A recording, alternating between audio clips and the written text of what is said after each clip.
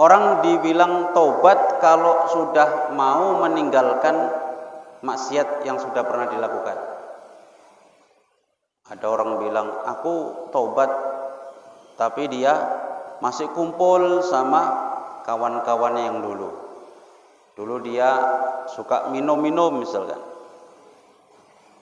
Terus dia nggak mau, aku kalau nanti nggak berkawan lagi sama orang-orang ini, nggak enak lah, mentang-mentang saya udah tobat, saya nggak berkawan lagi sama kawanku yang dulu. Sombong kali aku nampaknya. Salah. Justru yang namanya bertaubat, salah satu syaratnya adalah memisahkan diri dari kawan tempat yang bisa mengajak dia ke dalam kemaksiatan. Gak apa-apa, tinggalkan. Nanti Allah ganti kawan itu dengan kawan yang baru. Pasti. Kita bertaubat, meninggalkan tempat maksiat, meninggalkan kawan yang dulu pernah kita ajak maksiat, kita tinggalkan mereka semua. Allah ganti dengan kawan yang lebih baik dari sebelumnya. Itu pasti. Nek gak percaya, cobaan. Itu pasti. Kawanku gak ada yang kayak kawan yang dulu itu, loyal kali sama aku. Ketika bertaubat, tinggalkan. Pasti Allah ganti. Bukan insya Allah, pasti Allah ganti. Wa iklaun, untuk apa punya kawan kalau tidak bisa menunjukkan kita kepada kebaikan? Cari kawan itu yang bisa menunjukkan kepada kebaikan.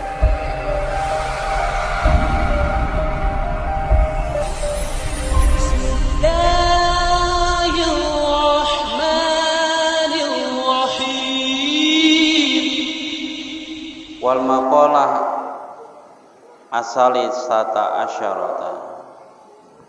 Maqalah yang ke-13. Qala ba'dul hukama, berkata sebagian ulama yang ahli hikmah. Ahli hikmah itu orang yang amalnya sudah sesuai dengan Al-Quran dan hadis. Sesuai dengan Al-Quran dan hadis. Yang bagi lil akili idza taba,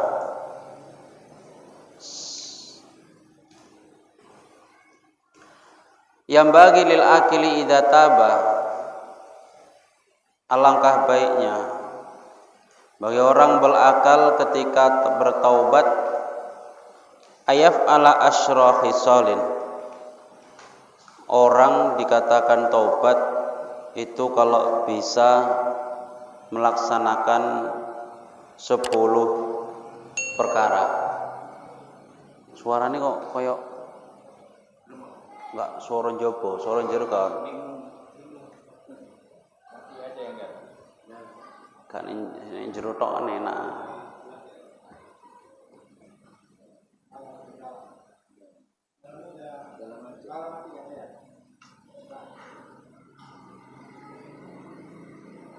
Qala ba'dul hukama, yang bagi lil akili idza taba, ay idza arada ataubat ayyaf'ala asyra khisalin. Ihdaha istighfarun bil lisan. Yang pertama, orang yang bertaubat itu sebaiknya istighfar dengan lisannya. Kaya kula astaghfirullah dzal jalali wal ikram min jami'i dzunubi wal atham. Salah satu contoh bacaan istighfar, astaghfirullah dzal jalali wal ikram min jami'i dzunubi wal atham. Ini Syekh Nawawi Al-Bantani. Istighfar saja tidak cukup, harus disertai dengan wa nadmun. Tapi jangan dibilang satu bil keluarga qulub. satu kambing udah cukup, bukan pakai gitu maksudnya itu. Menyesali dengan hati. Satu kambing, satu lisan beristighfar, hatinya menyesali. Menyesali apa yang sudah ia lakukan dari dosa-dosa. Wa iqla'un minadz-dzunub, dan menghindar dari dosa-dosa fil hali seketika, bil badani dengan badan. Satu, lisannya istighfar. Dua, hatinya menyesali. Ketiga, badannya pindah dari tempat maksiat. Ya, baru berapa ini? Baru 3. Tadi dikatakan 10.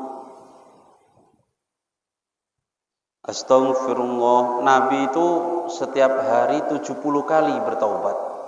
Padahal kita tahu Nabi itu sebelum dan sesudah dosa-dosa sudah diampuni oleh Allah.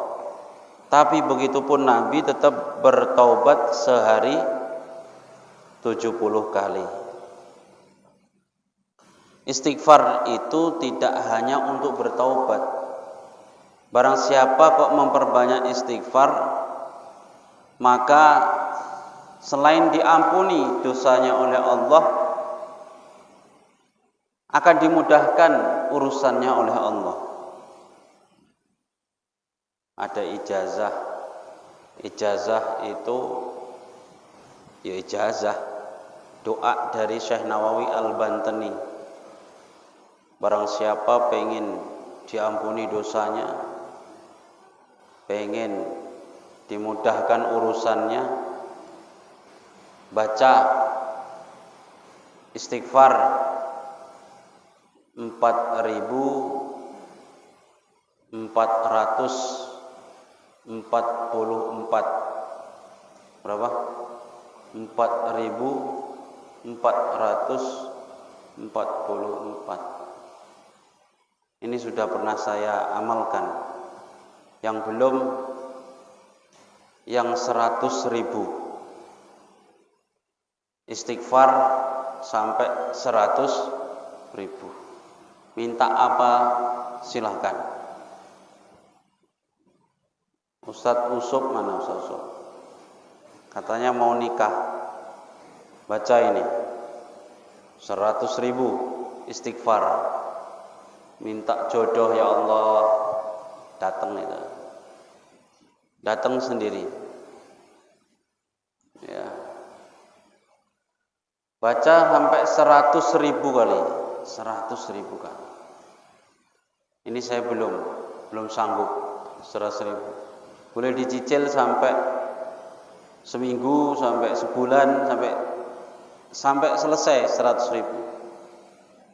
Tapi yang sudah, saya baru yang 4.444. Itu sebentar, paling 1 jam setengah. 1 jam setengah udah. Kalimatnya yaitu Astaghfirullah wa atubu ilaih. Astaghfirullah wa atubu ilaih. Astaghfirullah wa atubu ilaih.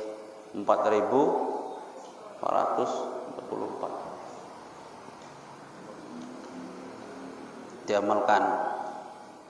Kalau nggak sanggup 100 kali, satu hari 100 kali. 100 kali aja. Tapi kalau pengen ada hajat besar, pengen bayar utang, pengen apa, waca terus sih. Waca iki terus.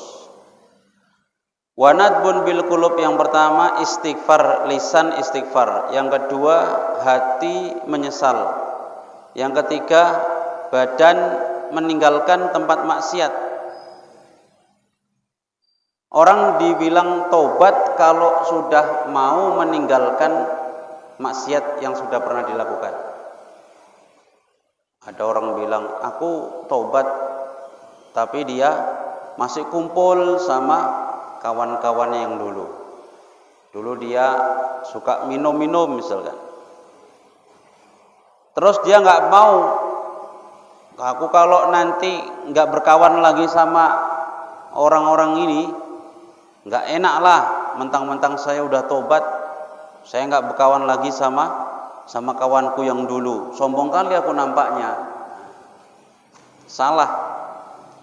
Justru yang namanya bertaubat, salah satu syaratnya adalah memisahkan diri dari kawan tempat yang bisa mengajak dia ke dalam kemaksiatan. Gak apa-apa, tinggalkan. Nanti Allah ganti kawan itu dengan kawan yang baru. Pasti. Kita bertaubat, meninggalkan tempat maksiat, meninggalkan kawan yang dulu pernah kita ajak maksiat, kita tinggalkan mereka semua. Allah ganti dengan kawan yang lebih baik dari sebelumnya. Itu pasti.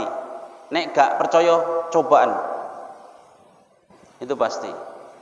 Kawanku gak ada yang kayak kawan yang dulu itu, loyal kali sama aku. Ketika bertaubat, tinggalkan. Pasti Allah ganti. Bukan insya Allah, pasti Allah ganti. Wa iklaun, untuk apa punya kawan kalau tidak bisa menunjukkan kita kepada kebaikan? Cari kawan itu yang bisa menunjukkan kepada kebaikan. Wa iklaun bil badan wal azmu ala alla ya'uda abadan. Punya tekad kuat untuk tidak kembali kepada maksiat tersebut. Aku berjanji kepada Allah, sampai mati pun tak akan lagi minum minuman keras. Sampai mati pun aku tak akan menyentuh yang namanya yang diharamkan Allah ini. Sampai mati pun aku tak akan lagi berbuat zina. Sampai mati aku tidak akan mencuri misalkan. Harus punya tekad yang kuat. Kalau enggak begitu, ya Allah, bisa saja kembali nanti. Aku sudah taubat sebenarnya, cuman kayak mana ya? Sungkan, segen sama kawan, diajak terus, ya udahlah, sekali-sekali aja. Ini namanya enggak taubat. Udah gak mau, aku udah gak nakal lagi, cuman kawan saya ini ngajak terus. Aku gak mau nanti dibilangnya sombong. Udahlah, kuturuti aja lah. Namanya gak taubat. Wa hubbul akhirat, kemudian mencintai akhirat. Bil iqbal ala umuril akhirat. Ini sudah kayak yang dilakukan kalau orang bertaubat, biasanya itu suka beribadah, suka mendatangi pengajian-pengajian. Ini salah satu cara bertaubat. Pokoknya semua yang dikerjakan biasanya itu ada nilai akhiratnya. Lebih suka kumpul-kumpul orang yang baik-baik, datang ke pengajian-pengajian.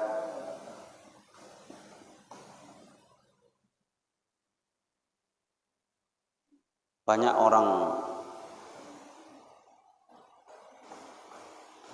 dulu saya punya tetangga saya itu maksudnya mau bertaubat. Di sini entah dicatat atau enggak. Syarat taubat salah satunya adalah mencari ilmu. Orang mau bertaubat tapi tidak belajar ilmu, bohong. Orang bilang taubat tapi tidak belajar ilmu agama, itu bohong. Ada tetangga saya bertaubat. Ini pertama kali saya mau mondok, itu sudah saya ajak. Ayolah kita mondok. Mungkin karena beliau itu sudah menikah, udah punya anak, jadinya malu kalau saya ajak mondok, saya ajak ngaji. Karena di sana itu ngaji harus bawa buku, bawa kitab. Nah ini kan ngajinya mukur ngrungono tok. Ini kok siap pulang ya wis. Ditakoni wis gak ngerti. Apa isine apa Mas? Pokoke ono lah. Karena yang dipakai itu tadi pendapat yang paling murah, paling ringan. Saya kan pernah sampaikan juga, ngaji itu paham nggak paham tetap mendapat pahala. Wis iku wae. Tapi maksudku di atas itu ada lagi. Kalau bisa itu selain dapat pahala juga paham, ngono loh. Kata Abu Las As-Samarkandi memang begitu. Orang duduk bersama orang alim, paham nggak paham yang disampaikan, itu sudah mendapat 7 keutamaan. Ditulis sebagai thalibul ilmi, muta'alim, minimal menjaga diri dari kemaksiatan. Terus ketika turun rahmat, dapat keluar dari rumah, ditulis fisabilillah. Ketika ada orang yang ndak dapat ini, satu aja yang dapat rahmat, semua kebagian. Enaknya begitu. Kita ini duduk begini nggak paham, walaupun nggak paham, sudah ditulis fisabilillah sampai kita balik pulang. Ya, makanya wong ngaji apa meneh iki dapat selain dapat ilmu, dapat rezeki. Minum kok biasanya siap iki mangan. Masya Allah. Kok gak enak ya pol. Makanya wong ngaji ku gak ono rugine, gak ono rugine. Hah? Ngaji ku gak ono rugine.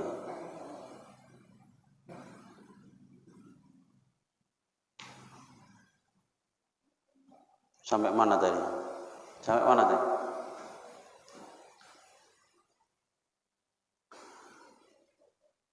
Hah?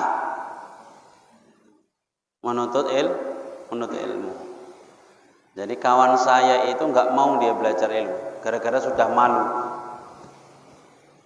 Ayo belajar, gak apa-apa. Gue bilang, wis lah, aku ning omah wae, sementing aku istiqomah. Saya memperbaiki sholat saya. Ngono. Beliau mengamalkan dawuh gurunya. Gurunya pernah dawuh, pokoknya sholatmu iku apii, perbaiki sholatmu, begitulah bahasanya. Cuman dia nggak paham. Cemana sholat mau jadi baik kalau tidak belajar ilmu?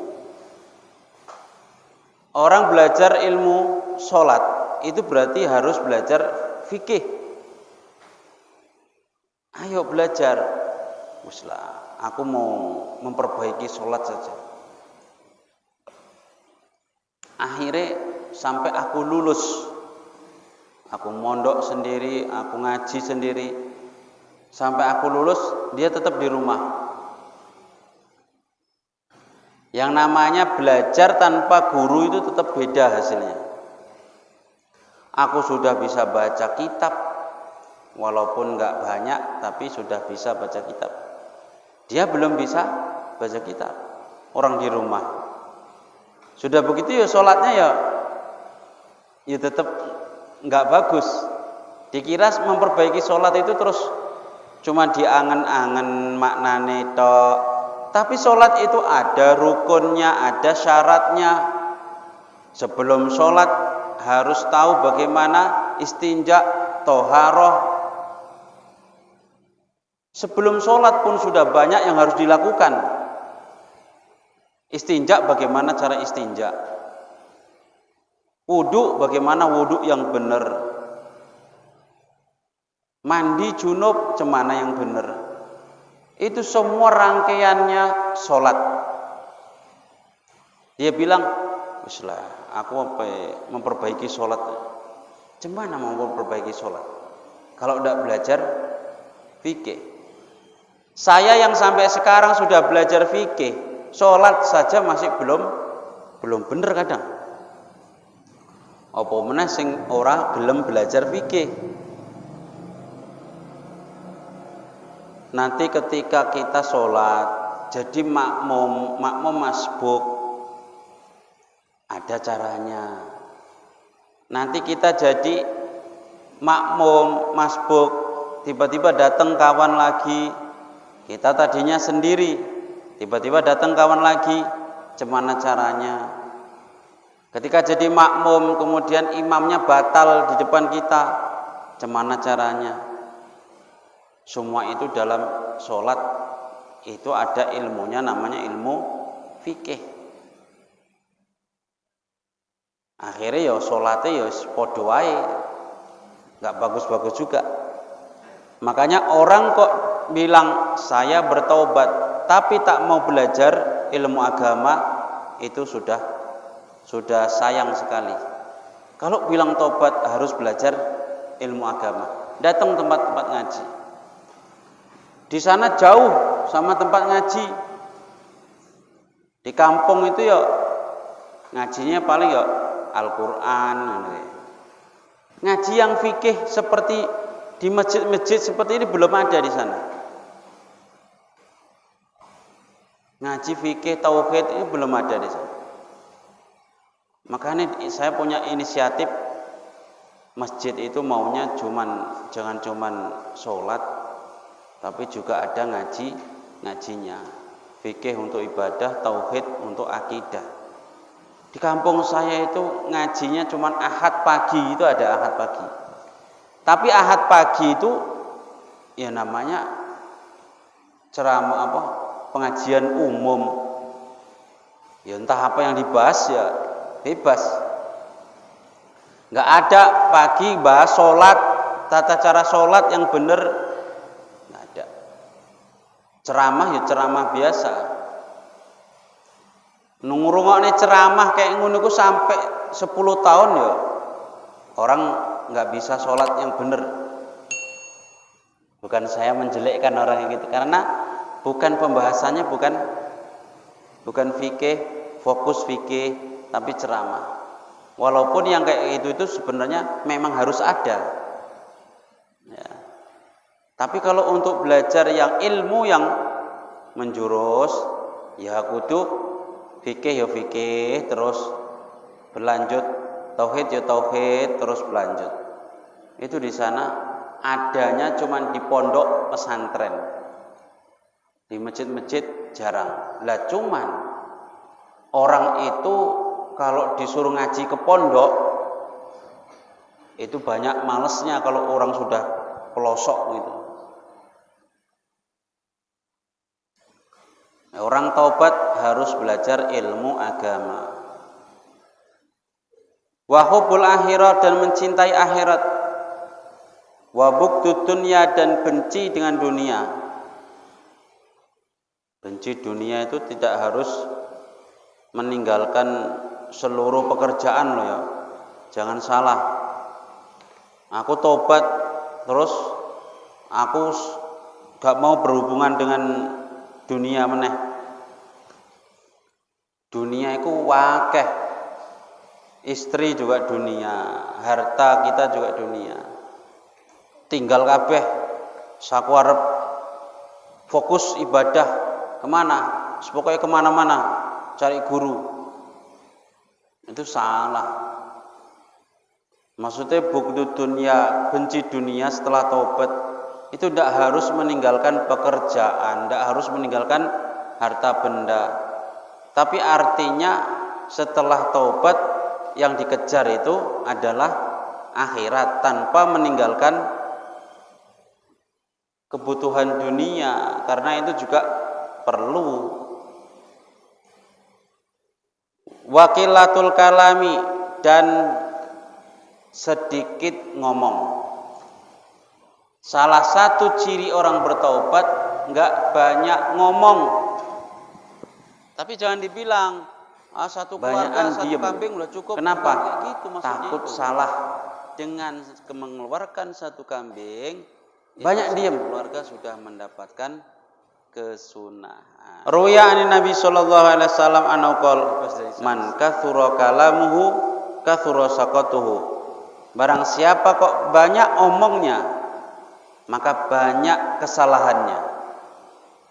Ya. Ustadz kan di sini yang paling banyak ngomong. Berarti Ustadz lah paling banyak salah. Iya. Saya yang paling banyak ngomong, paling banyak salah. Makanya setiap tutup majelis saya minta maaf. Bapak-bapak sing banyak diem, enggak banyak salah, sing ngrungokke. Tapi kok aku salah, bapak-bapak diem, berarti bapak-bapak ya untuk dosa juga, karena membiarkan orang salah. Aku ya mau disalahke toh. Man kasura kalamuhu kasura saqatuhu. Siapa yang banyak ngomong, banyak kesalahannya. Saya banyak ngomong, tapi pakai panduan.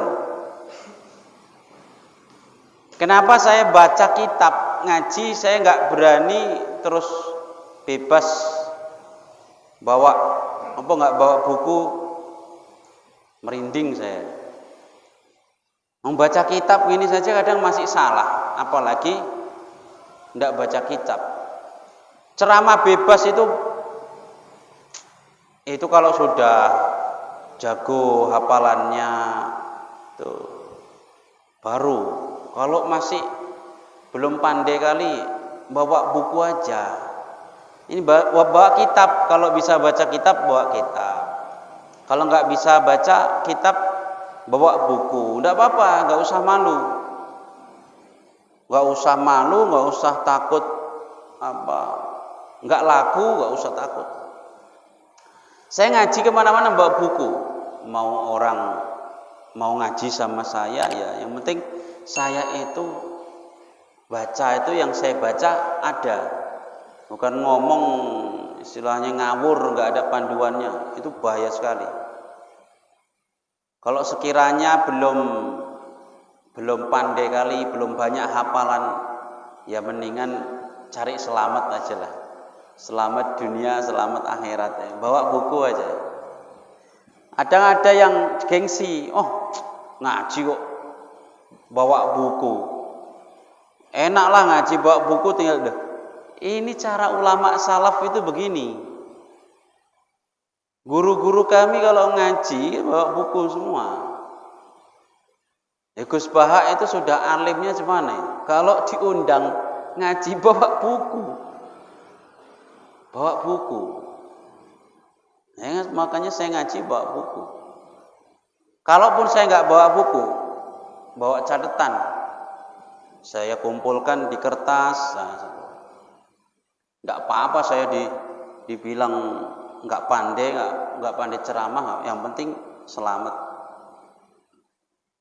Jadi kalau ditanya ngajimu buku apa, ini buku.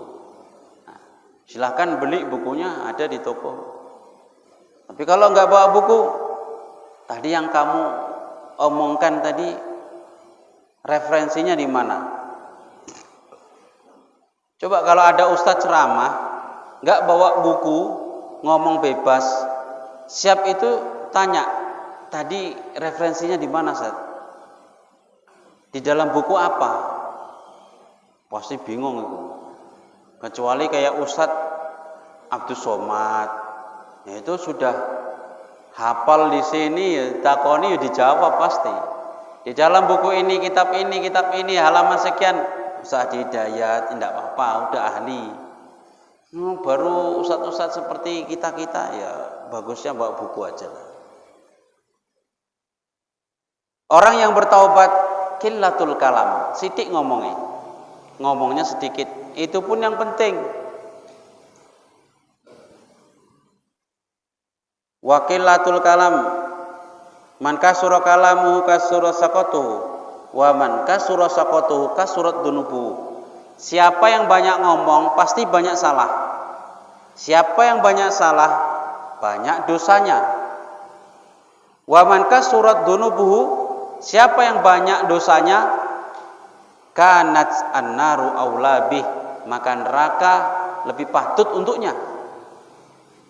Saya urut. Siapa yang banyak ngomong banyak salah. Siapa yang banyak salah banyak dosa. Siapa yang banyak dosa, neraka lebih patut untuk dia. Cocoknya yang masuk neraka. Wakilatul akli wasyarabi. Ya. Makanya saya ngaji kenapa kok beda-beda terus. Ya karena buku, saya baca buku, besok ganti ini, ganti itu gitu. Terus baca terus. Kalau ceramah itu enak, ceramah itu apalagi ya sudah jam terbangnya sudah tinggi. Hari ini di sini, besok kota sana, kota sini. Itu ya materinya ya itu aja. Ini saya bongkar di sini. Materinya itu aja. Pindah bawa sana, pindah. Enak. Satu materi pindah 10 tempat bisa. Tapi kalau ngaji kayak gini, apalagi rutinan, iki malam Rebo ini ngaji ini judulnya. Malam Rebo meneh, tak ulangi meneh. Kira-kira udah pernah ini paling ngono. Ini kayaknya udah loh Ustaz. Balik enggak. Tapi kalau penceramah enak, ceramah itu enak. Materi satu, apalagi yang lucu, itu udah dibawa kemana-mana udah laris itu. Kalau ngaji kitab bertahap terus, ganti-ganti, piye caranya? Harus belajar. Kalau tidak belajar, nggak bisa. Wakilatul akli wasyarabi, sedikit makan, sedikit minum. Orang kalau bertaubat sedikit makan, sedikit minum. Jadi tetap makan ya. Nanti siap ngaji pun makan, jangan terus nggak makan nanti. Katanya sedikit makan, Ustaz. Aku tadi siap isya udah makan mau ke sini. Orang yang bertaubat, kenapa kok makannya sedikit? Orang yang bertaubat, kenapa kok minumnya sedikit? Takut dia kalau makan kebanyakan itu takut masuk yang barang tidak halal. Saking hati-hatinya. Ruya annahu sallallahu alaihi wasallam auliyaullah min khalqihi ahlul ju' wal atash. Kekasih-kekasihnya Allah, wali-walinya Allah dari makhluknya itu ahlul ju', orang yang sering lapar, wal atash, orang yang sering haus. Ahli lapar, ahli haus. Orang yang sering kelaparan, orang yang sering kehausan. Zaman sahabat itu orang nggak makan 1 hari itu biasa.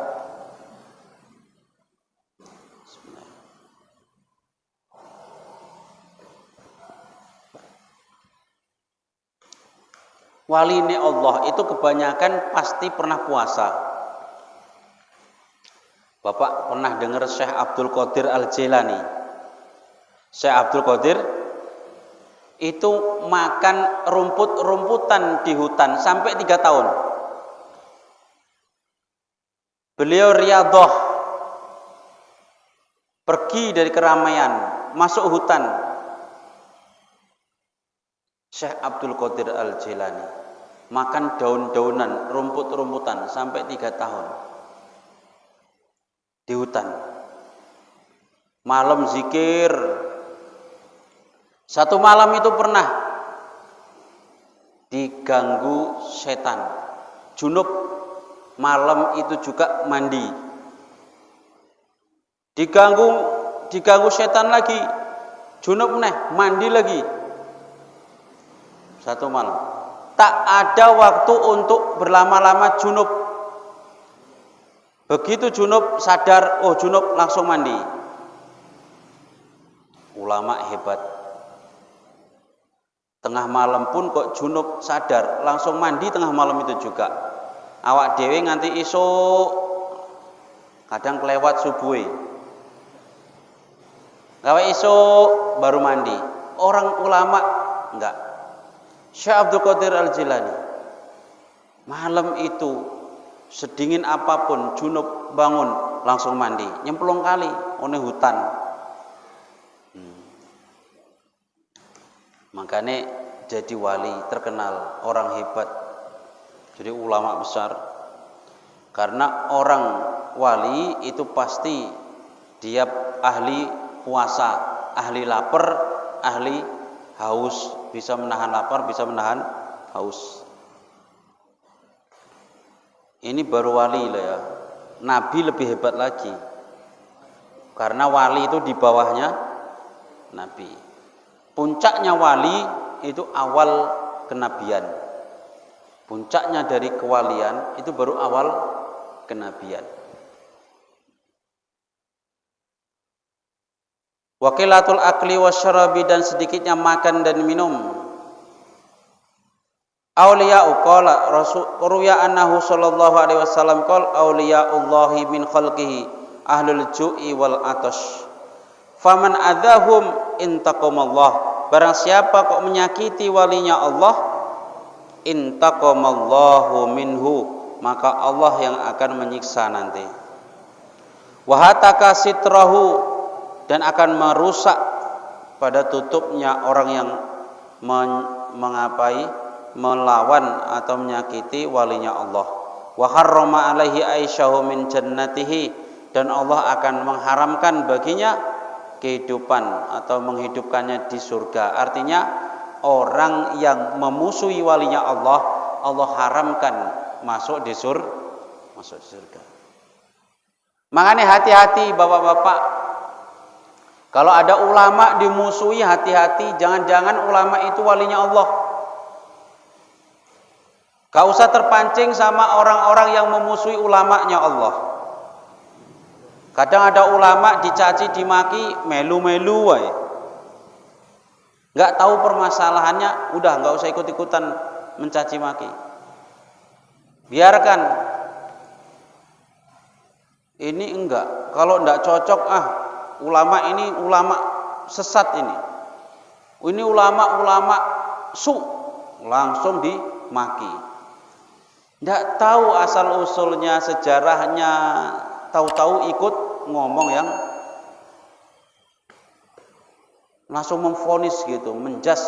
Ini ulama hati-hati. Siapa tahu yang dicaci, yang dimaki itu adalah walinya Allah, kekasihnya Allah. Padahal kata Allah, barang siapa kok menyakiti walinya Allah, maka Allah yang akan menyiksa orang tersebut. Allah akan haramkan surga baginya. Wa harrama alaihi aisyahu min jannatihi. Hati-hati, enggak usah ikut-ikutan mencaci ulama. Aku tuh ngeri-ngeri sedep. Kalau di grup WA itu ada tokoh ulama terus dicaci maki sama anggota grup. Mudah sekali mencaci maki ulama. Itu bukan ciri-cirinya orang ahlu sunnah wal jamaah. Bukan. Mbok ya klarifikasi dulu, dicari kebenarannya dulu sehingga bisa, walaupun sudah tahu kebenarannya, kita tidak berhak mencaci sesama muslim. Ya. Takutnya ini nanti salah satu walinya Allah. Wali itu ada yang nampak memang dia itu menjadi tokoh public figure, ada yang memang dirahasiakan Allah. Ada yang pura-pura jadi orang gila, pura-pura jadi kayak anak-anak. Ada yang memang nampak di masyarakat jadi tokoh besar, jadi ulama. Jadi hati-hati kita itu mencaci maki ulama yang nampak-nampak itu. Faman adahum intaqamallahu minhu wa hataka sitrahu wa harrama alaihi aisyahu min jannatihi, rawahu Ibnu Najjar. Hatta yatafarraga lil ilmi wal ibadah, sampai kesibukannya itu adalah untuk mencari ilmu dan ibadah, sehingga dia sedikit makan sedikit minum, sampai nggak mikir makan nggak mikir minum. Kenapa? Sibuk untuk ibadah, sibuk untuk mencari ilmu. Itu orang taubat.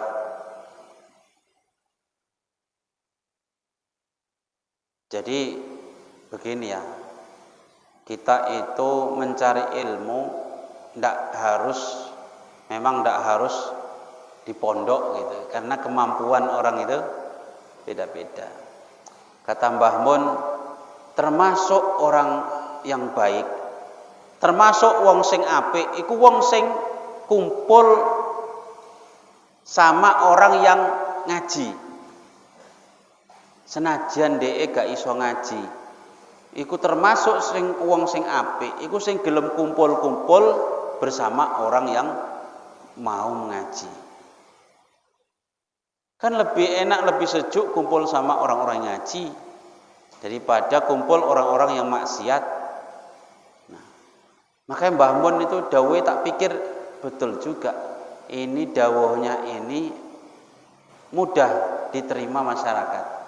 Termasuk orang yang baik adalah orang yang mau berkumpul bersama orang-orang yang ngaji. Tapi jangan dibilang gampang satu keluarga satu kambing udah cukup, bukan begitu. Makanya insyaallah yang di sini itu orang-orang baik semua. Orang mau kumpul sama orang ngaji. Satu keluarga sudah mendapatkan kesunatan. Tukang son, tukang mik, tukang konsumsi, tukang memfasilitasi, pokoknya yang ikut memfasilitasi terlaksananya pengajian itu semua orang baik. Jangan jadi orang yang tidak mendukung pengajian. Pokoknya apapun bentuknya, ya, apapun kontribusi kita yang bisa menjadikan pengajian itu terlaksana, ikut. Nek duwe dhuwit ya nyumbang. Yo. Nek gak duwe dhuwit ya pokoke ya melu meramaikan. Itu sudah orang baik. Qala Allah Ta'ala, kanu qalilan minal laili ma yahja'un. Kana al-muttaqun al-musinun, orang yang bertakwa, yang berbuat baik fid dunya bil qawli wal fi'li, yanamuna fi zamanin qalilin minal lail, malam tidur cuman sikit. Wabil ashari hum yastaghfirun, kalau di waktu sahur mereka istighfar. Wal maqalah ar-rabi'ata asyara, maqalah yang ke-14. Qala Anas khadim Rasulullah sallallahu alaihi wasallam. Anas bin Malik itu ikut Nabi semenjak usia 10 tahun. Jadi wafat Nabi dia masih muda, masih umur 19 atau 20 tahun. Sahabat Nabi yang muda. Anas bin Malik salah satunya. Beliau menjadi pembantunya Rasulullah, sehingga beliau banyak hafal hadis dari Nabi. Ini yang ditiru santri-santri, ikut dalem, ikut sama ustadz, ikut sama kiai, supaya bisa mencontoh keseharian kiai, keseharian ulama yang diikuti. Semua ada ulama besar, ikuti. Ya. Ada Ustadz Abdus Somad, ikuti. Jadi pembantunya tidak apa-apa. Hari-hari nanti kan diajaknya terus. Jadi tahu bagaimana kepribadian Ustadz Abdus Somad. Atau yang punya pondok besar yang terkenal alim dalam ilmu tafsir, dalam ilmu fikih, dalam ilmu apa terserah, ikuti. Jadi pembantunya. Insya Allah nanti tahu kepribadiannya sehari-hari itu. Lah ulama-ulama dulu itu begitu. Anas bin Malik ini bisa hafal hadis banyak karena Anas tinggal di rumahnya Nabi. Abu Hurairah bisa hafal hadis banyak karena tinggal di masjid, mondok. Dulu belum ada pondok pesantren. Makanya mondoknya di mana? Di teras masjid. Itulah pondoknya Abu Hurairah. Hafal banyak hadis. Begitu. Ditiru oleh ulama-ulama setelahnya. Apapun yang dibilang Nabi diikuti, dibilang Nabi diikuti, dituruti. Makanya ilmu itu lengket terus. Karena saking nurutnya sahabat-sahabat sama Nabi. Begitu juga santri yang nurut sama kiai itu biasanya itu apapun yang dibilang kiainya itu biasanya ngikut. Lengket di sini. Dulu, nak, aku pernah dibilangi sama kiaiku begini, kata kiaiku begini. Kalau sekarang ustadku pernah bilang begini, itu ingat orang-orang dulu itu. Ustadku dulu pernah bilang begini-begini, ingat. Kenapa? Oh, saking nurutnya, saking diingat-ingatnya dawuhnya ustadznya. Lah saiki kan enggak. Jarang sekali sekarang yang kayak gitu itu. Tapi di mana dia lihat? Itu kayak yang viral-viral di HP itu kan begini-begini. Yang viral di HP. Kata ustadznya sudah nggak ingat lagi. Yang viral di HP yang diingat. Masya Allah. Ada kisah ulama besar pendiri Ormas NU Nahdlatul Ulama.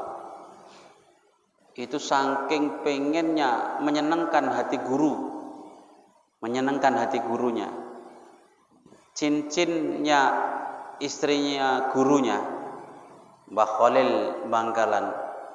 Cincin istrinya itu kecemplung sapi tank. Dulu itu kamar mandi enggak kayak sekarang.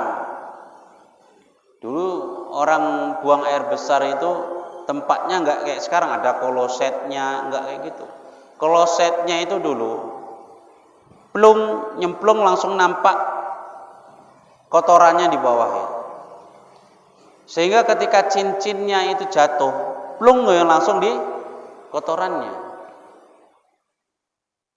Saking pengennya menyenangkan hati guru, Mbah Hasyim Asy'ari itu membongkar sapi tank itu.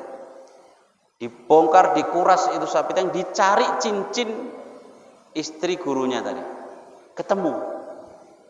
Senang sekali istri gurunya. Sekarang nggak ada santri yang berani kayak gitu.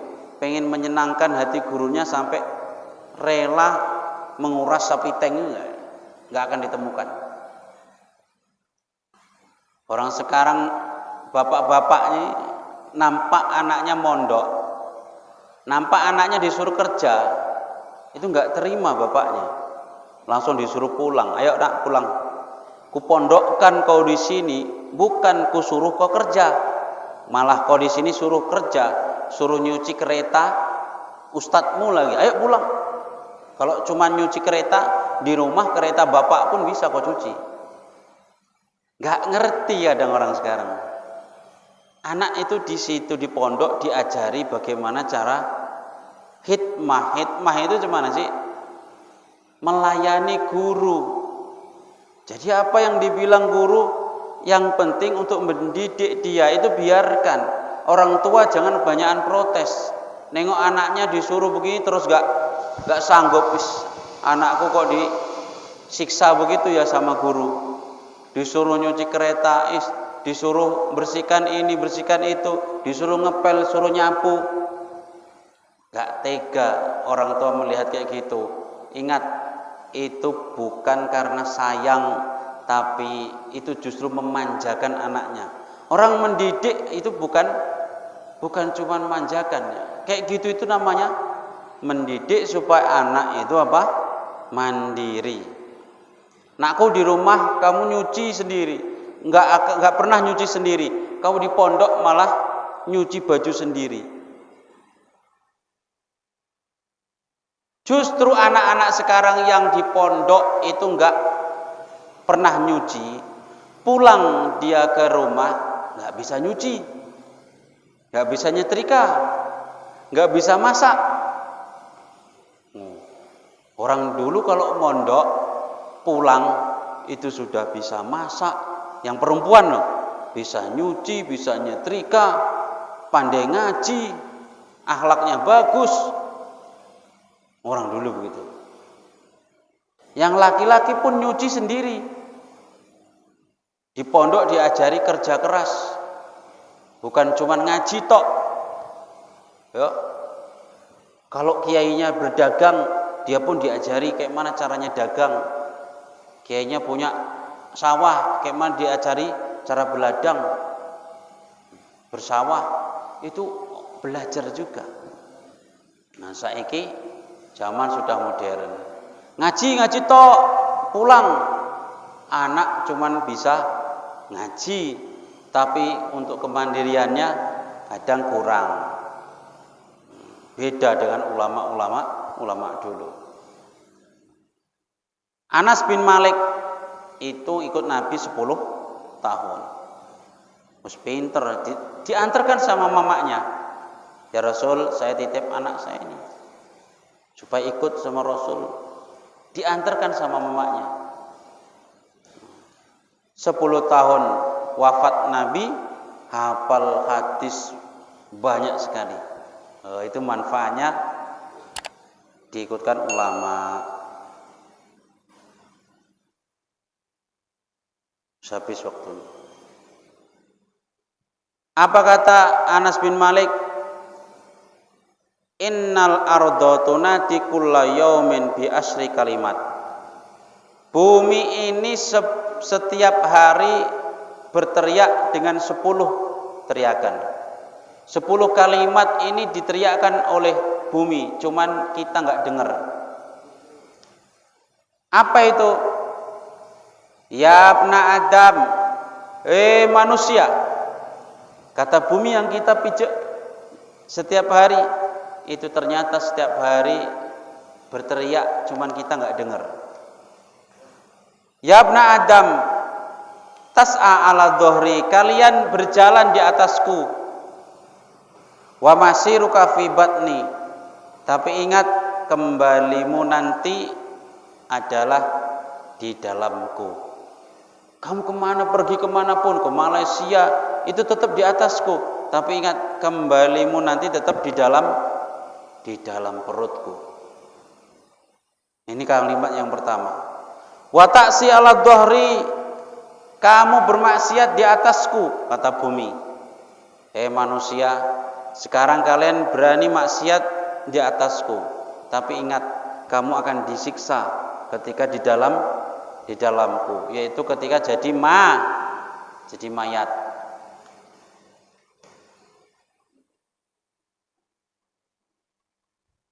Wa tadhaku ala dhuhri, kamu tertawa di atasku. Tapi ingat, wa tabki fi batni, kalian nanti akan menangis ketika sudah ada di dalamku. Di kuburan nanti menangis. Saiki iso tertawa-tawa, terbahak-bahak, maksiat iso seneng-seneng. Tapi ingat kalau sudah di dalam bumi, sudah jadi mayat, menangis. Enggak ada kawannya. Wa tafrahu ala dhuhri wa tahzanu fi batni, kamu senang di atasku, kamu akan susah di perutku.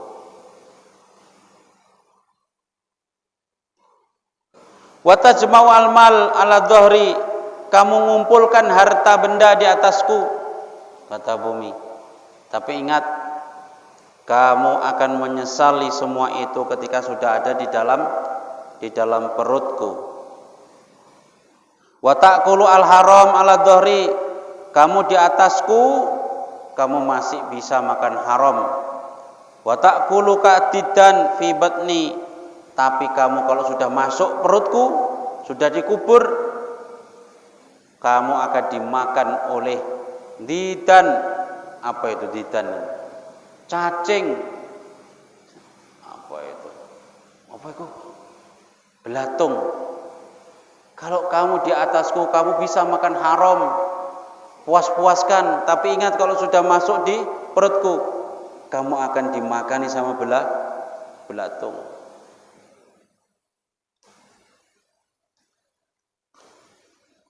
Wa ta'kulu ka'didan fi batni. Wa tahtalu ala dhahri, kamu bisa sombong di atasku. Wa tadhillu fi batni, tapi kamu akan hina ketika ada di dalam perutku. Satu keluarga, satu kambing udah cukup. Bukan kayak gitu maksudnya itu. Dengan Wa tamshi masruron ala dhahri, kamu berjalan dengan bahagia, dengan senang di atasku. Wa taqa'u hazinan fi batni, tapi nanti kalau sudah di dalam perutku, kamu akan susah.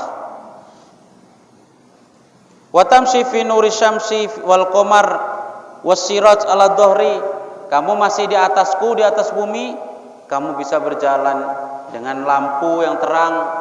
Kamu bisa, kalau siang matahari menerangimu, kalau malam rembulan. Tapi kalau sudah di dalam perutku, tidak ada lampu, tidak ada matahari, tidak ada rembulan, gelap malam, gelap tanah. Sudah dikurung tanah, sudah gelap, malam lagi, itu sudah double gelapnya. Kalau kita sekarang masih malam merasakan terangnya lampu, siang masih matahari, kadang malam keluar masih rembulan. Tapi kalau sudah di dalam kuburan, pikirkan itu, kita nggak ada kawan di situ nanti. Wa tamshi ala dhahri wa taqa'u hazinan fi batni wa tamshi fi nuri syamsi wal qamar wasiraj ala dhahri wa taqa'u fi dhulumat fi batni. Hei anak manusia, wa tamshi alal majami, ketika di atasku kalian bisa berjalan menuju tempat rame-rame, berkumpul di mall bisa, berkumpul dengan sanak saudara, berkumpul di masjid menuju pengajian, rame-rame kalian datangi. Tapi ingat, ketika kamu sudah kembali ke perutku, kamu akan sendirian, nggak ada kawan di sana. Mau cari kawan siapa kamu? Yang ngawani cuman amal ibadah. Itu adalah teriakan bumi, teriakan tanah yang kita pijak setiap hari. Semoga kita semua ini menjadi ingat. Kalau semua ditampakkan teriakannya ngeri. Yang dipikul itu apa namanya? Untuk orang meninggal itu keranda. Keranda itu pun manggil-manggil. Kalau kita dengar ngeri itu. Saiki kue enak, iso naik kereta, bisa naik mobil, bisa naik sepeda. Tapi ingat, sebentar lagi kamu pasti akan menaikiku. Kamu akan masuk ke dalamku, akan digotong sama sanak saudaramu.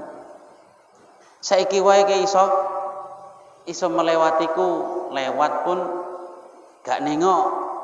Tapi nanti sebentar lagi kamu pasti akan menaikiku. Keranda begitu ngomong. Wis, semoga bermanfaat apa yang disampaikan. Untuk saya pribadi, jika ada salah pasti dari saya pribadi, jika ada benar pastilah dari Allah semata. Usikum wa nafsi bitaqwallah. Assalamualaikum warahmatullahi wabarakatuh.